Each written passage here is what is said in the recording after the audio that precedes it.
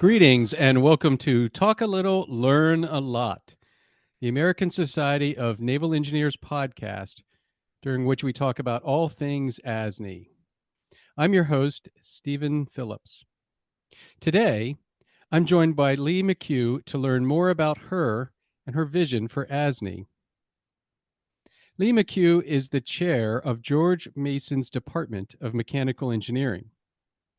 She is a past executive director of ASNE and is the current editor-in-chief of the Naval Engineers Journal.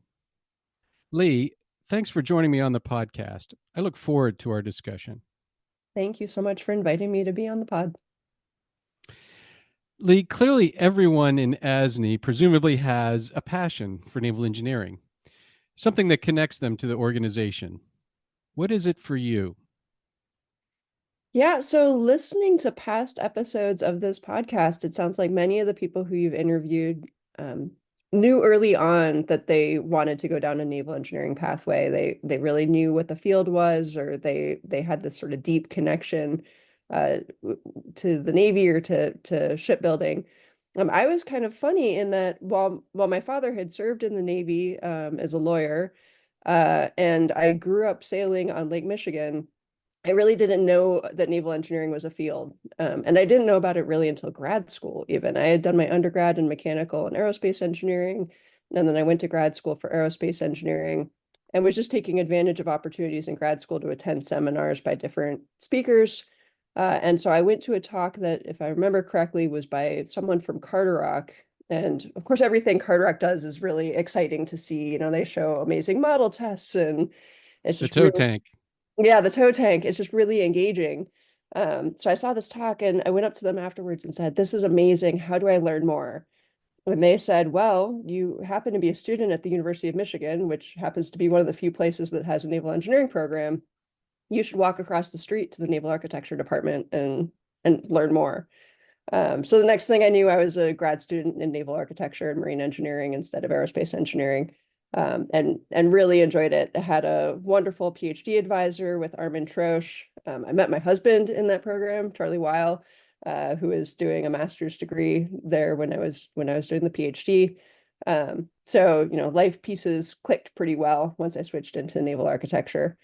Um, After Michigan, I went to Virginia Tech to be a faculty member in the Department of Aerospace and Ocean Engineering, where I met Al Brown, who is a senior faculty member there. I think still is a senior faculty member there. And he really took me under his wing. He had been very active in ASNE, and sort of early on said, you should get involved with ASNE. And I did what he told me to do, and was glad I did. Leigh, that is the most unique and the coolest answer, truly. Should I put my Hokies hat on now? Oh, you're right. Yeah, go Hokies. Though I'm at Yeah, George Mason now too, so we have yeah, a little bit of within the Commonwealth rivalry these days. right on. What do you like about ASNE? Definitely the people and the community. I I found it to be a very welcoming group early on. I find sometimes people are even a little bit surprised by it, but as a female in engineering, some communities were more welcoming than others, and ASNE was really one of the first that felt like home. People were just very welcoming to me, treated me like a peer early on, gave me opportunities to get involved in leadership early on, uh, and seemed to value that diversity of perspectives coming to the table. What have been your favorite ASNE events to date? So near and dear to my heart. Of course, I love all of them. I every time that this comes up, I sort of say it's like being a parent, and you can't say that you've got a favorite child, even if you do. I only have one kid, so that works out okay. I've got my favorite child. So I love all the ASNE events. They are all near and dear to my heart. But I will say MAC and Launch and Recovery Symposium and how we've merged those two are the ones that really hooked me. Launch and Recovery, I think, was the first ASNE event I ever went to. Had a blast, really, really enjoyed it. A lot of the friends that I made there probably 20 some years ago now are still friends to this day. I guess not quite 20 some years ago. I'm making myself seem even older than I am, but I'm old, so it was a while ago. Um, and while I was working at ASNE, we actually ended up merging the Launch and Recovery Symposium and MAC, the Multi-Agency Craft Conference. Launch and Recovery had a really great technical program, but a pretty small exhibitor profile. And MAC had a really great exhibit hall, sort of a technical boat show, but didn't have as much on the papers track. And yet we were reaching out to many of the same keynote speakers and panelists for both events. And so we figured there was kind of an economy of scale in merging the two. So for various reasons, both of those events and now the merged event are really near and dear to my heart. Um, Another one, I was pretty excited about Arctic Day, which is one of the newer events that ASNE has launched, but I do think that there is so much interesting work going on with the Arctic in the Arctic, with icebreaker shipbuilding. So that's another one that I've really enjoyed. Leigh, clearly we've had you on today because of your role as the NEJ editor in chief. So, with that hat on, talk about the Naval Engineers Journal. Yeah, so Naval Engineers Journal is really a gem. I do not know many professional societies that have a publication that covers both society content, uh, sort of I want to say non-technical, but less technical, more lay audience written columns and technical articles all in the same publication. So there's sort of always something for everybody, every issue. The history behind it, it's been published going back to 1889. And every now and then, especially when I worked at ASNE, I used to enjoy going and just flipping through hardcover archives of it, and you would see the same themes coming around because shipbuilding tends to be, at least for major programs, it often is on this like 20 to 30 year cycle. So I'd flip back, 30 years and find when we were talking about building icebreakers, and many of the same major defense contractors that you see advertising today had ads back 30 years ago. And, when you see the challenges that people were struggling with and working through, and seeing the clever solutions that people came up with, uh, and, it helps keep you from reinventing the wheel. It really is this great resource.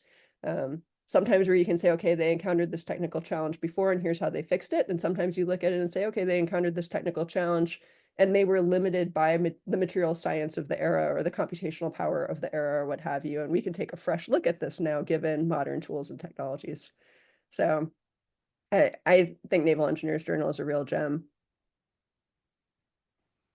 What changes would you like to see for ASNE?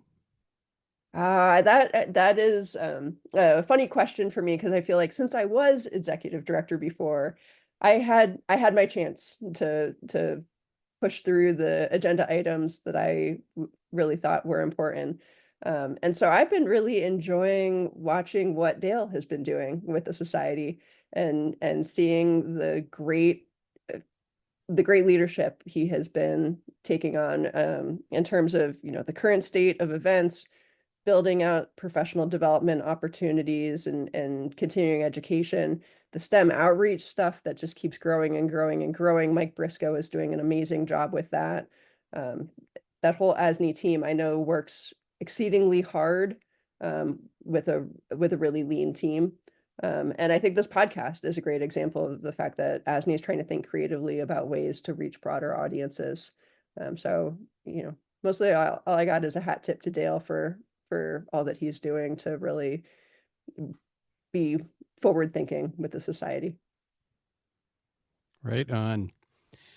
Well, what aspects or elements of ASNE do you want to preserve? I am very enthusiastic about the STEM outreach work. The stuff that Mike has been doing, seeing the range of programs grow and grow and grow. I've had a Mason team participate in their promoting electric propulsion competition, which was a blast. The fleet, gamification of ship design. I used that on my own kid just to trick them into learning a little bit of ship design by making them think they were playing a video game. It's I think that really is the secret for building out the future workforce, and ASNE is leading the way brilliantly.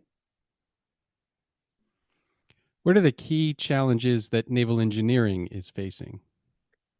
Yeah, so I was listening just recently to the last episode, which was the Bill Crow and Mark Whitney episode. I guess I shouldn't say the last episode because I'm not sure what order you're going to release this in, but at least in the Yeah, chronology of my listening, the most this recent. is this is planned to be the next one, so I do think this will be the next one. Yeah. Perfect. Yeah, so they talked some about the need to engage the younger generations, and I really agreed wholeheartedly with the comment that one of them made. I actually don't remember if it was Bill or Mark talking about how people want to say millennials this or millennials that, but in reality, the millennials are making things happen, and I really really agree with that. I think that the onus is on us to make sure that we're engaging people in the way that um, that facilitates their participation. I mean, these days, most households, everybody is working. So dinner meetings are a challenge because somebody's got to get home and feed the kids. And so people don't necessarily want to go to a dinner meeting, which was the way we loved to network 30 years ago, but is not necessarily the way we love to network now. Um, so I do think being creative in terms of how we engage people, the people want to be engaged, is my opinion. I think the younger generations, the younger workforce wants to be engaged. It's just a matter of making sure we're providing the opportunities that work with the modern workforce. What do you see as opportunities for investment in naval engineering? So I'm definitely biased there. When I came back to academia, I really pivoted into working in maritime robotics. So I've traditionally been a ship dynamics and hydrodynamics person, and the advances in unmanned and autonomous systems over the last few years I found really exciting. So that's largely where I'm working these days, and I think that that is a real opportunity for ASNE. It's a nice interface topic. You're bringing together people who are working in electrical and computer engineering and hull and mechanical engineering and cybersecurity and combat systems, and it's such a rich systems integration problem, um, and increasingly affordable. The things that we're doing in my lab cost on the order of thousands of dollars, not even occasionally something will cost in the $10,000 range, and that's like a big deal for us making those sorts of purchases. um, you can really do a lot with a Raspberry Pi, I guess is what I'm getting at, and at both educationally and practically. So I think that that's an exciting opportunity. Is there anything else that you would like to share with the ASNE audience? Nothing that comes to mind. You were pretty comprehensive in your list of questions, so I really appreciate this opportunity, and I think it's great that ASNE is doing a podcast now. Thank you for this invitation. Well, thank you, Leigh, for joining me and taking this time to discuss your view of ASNE, thoughts on its future, and on the state of naval engineering. I hope that we can welcome you back again in the future to talk a little, learn a lot, the podcast of the American Society of Naval Engineers. Thank you.